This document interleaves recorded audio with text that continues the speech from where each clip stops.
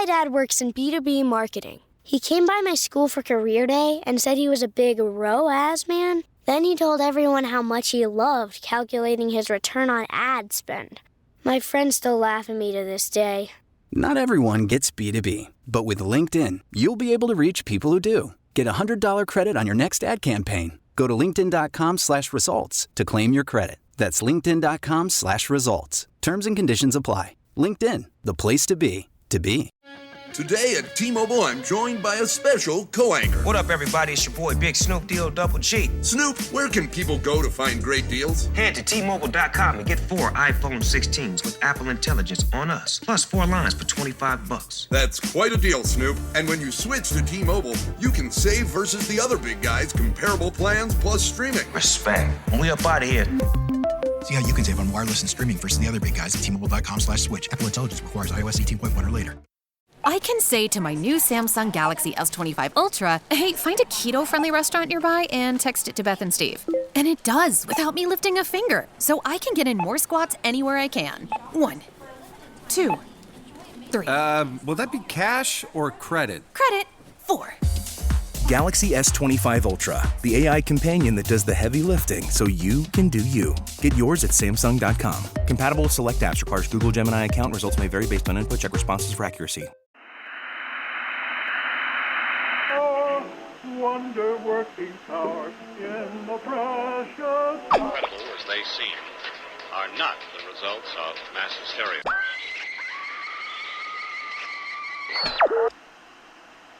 You may wish to adjust the dial.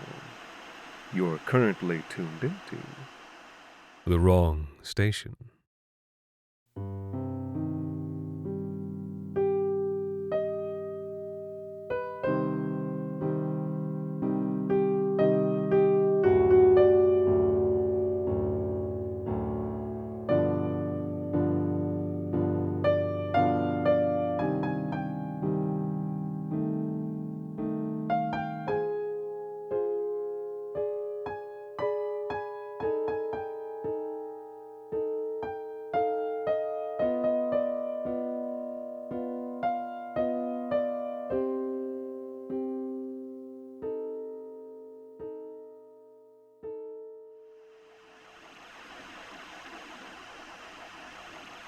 April 1996. Internal memo. Vicar Bombstadt Incorporated. Acquisitions. Need to ask you about something in the books. Shell company we bought last year for spare parts. Says in the holdings info it has properties in Calbourne, British Columbia. But I'm not seeing that on any maps. Haven't gotten anywhere calling the provincial registry either. Typo, or am I missing something? 1983. The only remaining first-hand account of the Calbourne Incident. A debrief of one of its survivors, identified only as GL. It was a normal morning. I'd just seen Mary at the fruit market. We were catching up. I was excited to tell her that Juliet was walking now, and that Susan and Mark were going to come up and bring her for a visit next weekend. After that, I started walking down Main Street. I had to drop by the bakery and do a few other errands. It was a bit past 10 when it happened, I think. It's hard to remember exactly. I'm not sure whether I felt it or heard it first. Maybe both at the same time. There was this huge booming sound that must have come from the west, out over the water. It started off quiet, but got very loud, very quickly. Everything was shaking. Then I felt this kind of wave of air and sound. It knocked me down, and when I got up there was broken glass everywhere. My ears were ringing, but I thought I heard car alarms going off and people yelling. And then I saw it. This bright light, way out on the horizon, burning white with streaks of sparkling orange-red and purple-green. I was so confused. I knew that it couldn't be the sun because of where it was and because of the overcast, but it was so bright and so beautiful that I stopped thinking about that. I just watched those whispering streaks of light and smiled and felt like everything would be all right. A report from Lieutenant Frederick Halstead, 11 hours following the incident. Initial survey of the affected area shows moderate structural damage to the buildings closest to shoreline, more superficial damage to those further up the main road. Efforts have been more focused on the human side and assessing impact there. Few casualties reported in the town so far, and debriefings are currently underway. More trucks will be needed for relocation. Survey of the facility more dire. Widespread, possibly irreparable, structural damage across several sublevels. Human impact unclear at this time. They won't even give us clear numbers on how many people work down there. Further investigation will continue throughout the night. Men reporting high levels of heat and poor air quality, making a request for special equipment. Some of the men, a not insignificant number, are reported showing signs of hallucinations. They have been isolated and are being monitored for further symptoms. I may amend the number of additional trucks I've requested. An internal memo from the Calbourne facility director, 9 minutes following the incident. It got out. We need to contain this. 1869. A letter from Lord John Gormandy II to an alluded-to friend in the newly formed cabinet. My dear John, how long has it been since last we spoke? Your ministerial duties must keep you preoccupied, certainly, as my business concerns do me. I write to you with a most exciting proposal, one that would surely benefit our fledgling federation in all those spheres where it might find concern: trade, security, advancement in this swift age of industrial motion. A proposal which I am certain our honorable Prime Minister would find interest in, if you can find an hour of day to present it to him in which he is unencumbered. I have spoken of this before, and remind you that I am prepared to provide the initial capital. The land, the transportation, I leave to you. My best to you, Rosie, and to your wife. Your friend, John. 1871. Gormandy to Minister of Finance Francis Hinks. I thank you for your wise support of my recommendation, Mr. Hinks. The newly confederated British Columbia is surely the ideal location for the Dominion's Wing project. Its distance is just the thing to ensure there is both privacy and little risk for political distraction. I've also found that the current instabilities at play within its economy make its officials most amenable. 1873. Gormandy to contacts within the Liberal Party. I must confess, sir, that this Pacific scandal revolts me to my very being. That private interest has triumphed over public cause is a blemish your opponents shall not well endure. As I am certain you support me, and I am certain, I emphatically ingeminate my support of you, which you shall come to understand materially in short order. Dominion's Wing is well underway. It is only the transportation of the project's lifeblood which is delayed. We must have rail to the west, and soon. 1885. The private journal of an unnamed conductor, seized by government officials. Making a delivery, it seems, from Upper Canada to BC shortly after completion of the Canadian Pacific Railway. The train, along with any uncleared staff aboard it seems, are decommissioned after the journey. It's not safe, what we're doing. Not right. As far as I've heard, they haven't even driven the last spike into the ground. And this thing we're transporting, it gives me a queer feeling. Hotter than the engine feels, but without the sweat. Don't like not knowing what my own cargo is. And the boys, some of them tell me they hear things at night. I tell them not to mind. That will be done soon. 1886. A letter from Sir Henry Lewis Calbourne, founding board member of the Dominion's Wing project, and its first facility director. Lord Gormandy, it pleases me, as I hope it shall please you, to inform you that we have made the final trek of the journey from Granville to the site without incident. We did need to hire a few rough men to aid in guarding the carriage, but none of them survived to see our final destination. Banditry is still rampant in this province. Construction of the facility has gone precisely to your instruction, it seems to me. We all await your arrival with great anticipation that you may see for yourself. I dare say you'll begin drawing up some ingenious expansions the moment you do. Hogan has told me of your plans to dig into the ocean floor itself. A most inspiring vision, my lord. Would only our technology advance with the same alacrity. 1931. confiscated outgoing letter from facility staff to an unidentified associate. The old bastard finally kicked it, and it turns out he left everything to the corporation. Now it's a fire sale just to keep the project afloat. I wouldn't touch any of the stock options, but any of the land and physical assets should hold their value and then some. They really are desperate. If you come in at the right price, you could walk away with a pretty piece of rail infrastructure. 1937. Correspondence between the Erebus Foundation, Dominion's Wing Board, and government affiliates. It is with regret that the Erebus Foundation will be ending its partnership with the Dominion's Wing project effective end of this year.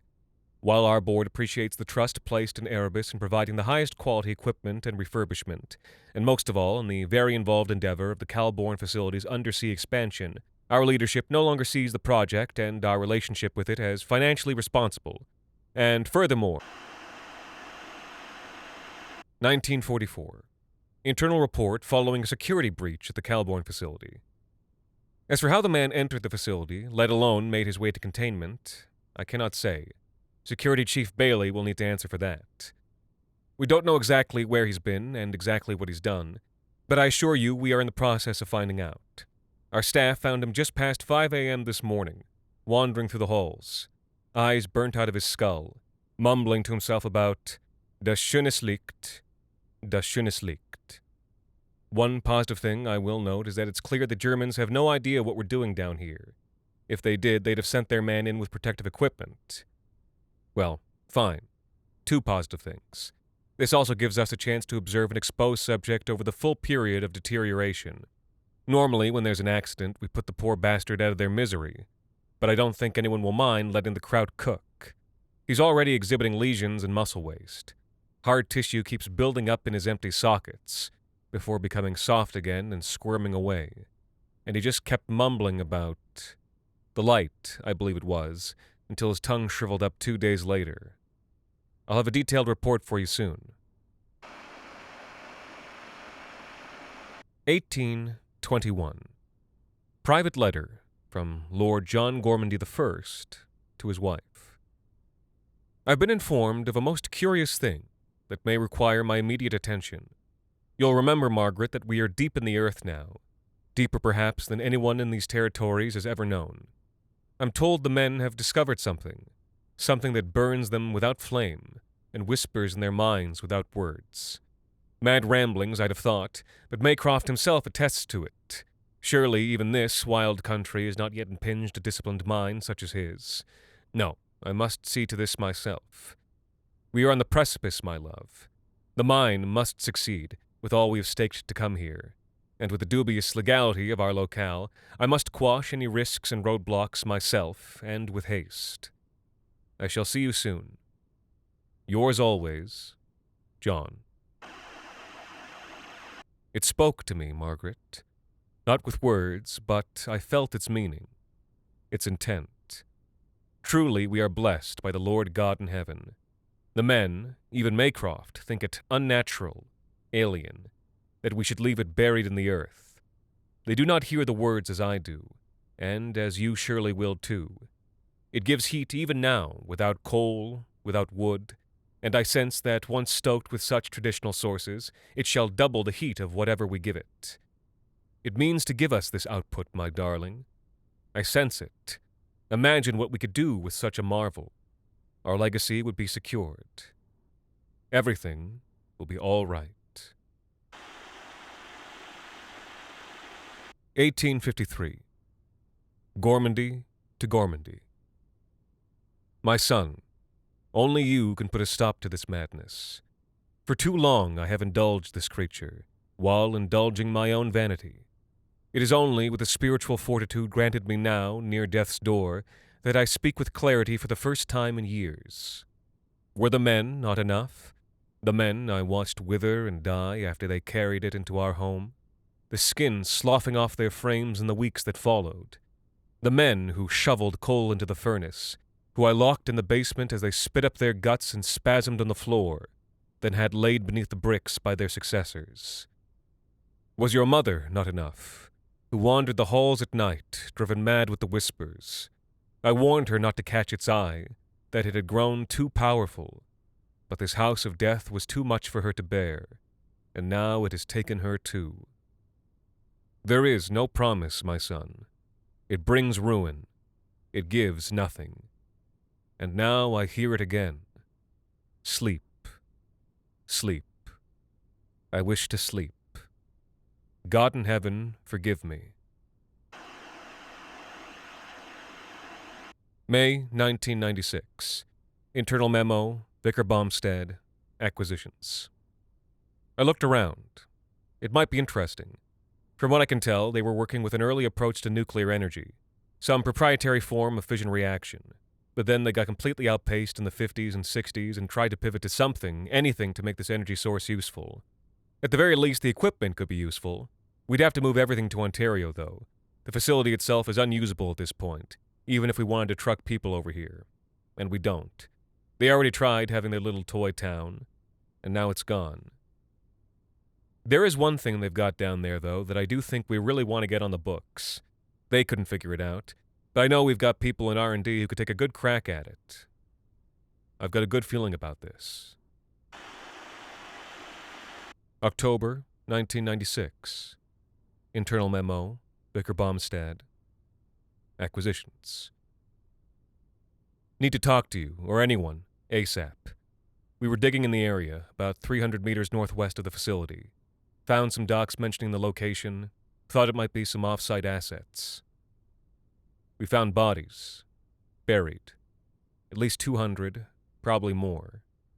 All of them shot, Greg thinks, by F&C 1s. Need to send this up the chain. Might have bitten off more than we... 2003. Internal memo, V.B. Kane. Research and Development. I think we need to pull the plug on this project. There are real diminishing returns on the energy this thing is making, and the headache if it gets out? Not that I think it wants to get out, but right now we're edging it, and it might burst any time. I know some people on the team think it's sentient, but like I've said before, it's more like a cross between a lightning storm and a horny teenager, and you can't... 2014. Press release from Kane Group Limited. We are thrilled to be working with the Ontario government on this new energy initiative, providing clean power for the province, for the nation, and for our friends across the border, all at a fraction of the cost. Unidentified date. Internal communications. I've seen what close exposure will do. Accidents, power surges. A lot of it is just unavoidable, really. But what you have to understand is that, as it has amassed an incalculable amount of energy over the years, and grown, if you will, the effects of such exposure have become much more severe, and progress much more quickly. 10 years ago, you would have been terminal within 24 hours. 5 years ago, you'd have 6 hours. Now, well, you've seen what happens now, though in their cases over the course of 10 minutes. For those a bit further away, it's hard to say. The side effects have always been proportional to both distance and how direct eye contact is. I'd say Manitoulin is fucked. Probably Sudbury too, for anyone who happened to be looking the wrong way. Even Sault Ste. Marie is iffy. And us, well, that's hard to say. We were underground, but obviously very close, and there's 100 other factors. But let's just say, best case, I'd give us unidentified date. Testimony at closed-doors tribunal. Yes, I shredded documents. Memos, reports, statements, letters. It all had to go. And we had to document everything we were getting rid of so someone else could make sure we did a thorough enough job, and then that documentation was going to go in the shredder, which is when the doors got kicked in. Do I regret my part? Partly. I'm dying, and I need to make sure my family is taken care of. But yes, partly still. Of course I do. But it was just one small part. You see, I read some of those documents as I was shredding them. Not many people left alive at that time, you see. Not many people left to look over my shoulder. And sure, it should have ended 5 years ago. Or 10. But it also could and should have ended 40 years ago. After Calbourne. You know, Calbourne? Calbourne, British Columbia? No. Of course you don't know it. It doesn't exist anymore. And not because it was blown off the map by some fucking industrial accident, but because of you. That breach in '83, the Calbourne Incident, it was 5 kilometers off the coast. And you'll remember the thing wasn't as powerful then. It wasn't consuming 40,000 megawatts every year. Given the distance, given its size at the time, those people in Calbourne wouldn't have died right away. No, they would have lived normal lives for years. But you couldn't let that happen, because they saw it. So you can thank me for shredding documents, because we all know you would have done it yourselves given the chance. Just like we all know that one of these days you're going to find that thing again, and bottle it up, and tell yourselves you'll find some good use for it, and that it's all for the common good. Maybe that would be it deluding you. But probably it'd be you deluding yourselves. You've sunk too much into it, you see. Far too much. And that's the only thing worse than death, isn't it? Waste.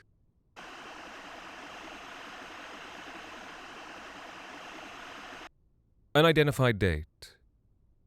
Unidentified entity. Internal communications. I had my doubts, but that old Erebus stuff still works perfectly. Found it a few hundred clicks off the coast and canned it.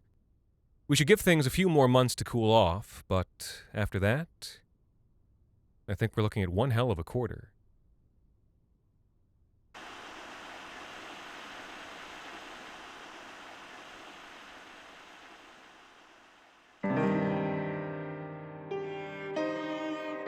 The Wrong Station is made possible with the generous support of our listeners on Patreon. Visit today at patreon.com/thewrongstation. You can also support us by leaving a rating and review on iTunes, Spotify, or wherever it is you tune into the show. This week's episode, The Calbourne Incident, was written and performed by Anthony Botello. Thank you to Weredevil, Andy Witt, Bradley Faust, Levi Parks, Cortez Gray, Isabel Ferrer, Amanda, Cosmomo, Gator, and a very special thanks to Bailey R. for helping us keep the lights, well, off. The Wrong Station is co-produced by Alexander Saxton, Anthony Botello, and Jacob Duarte Spiel, with music composed and performed by Alon Citron, and arranged for the viola and performed by Viola Schmidt. You can follow The Wrong Station on social media, @The Wrong Station, and email us at thewrongstation@gmail.com. And until next time, thank you for listening.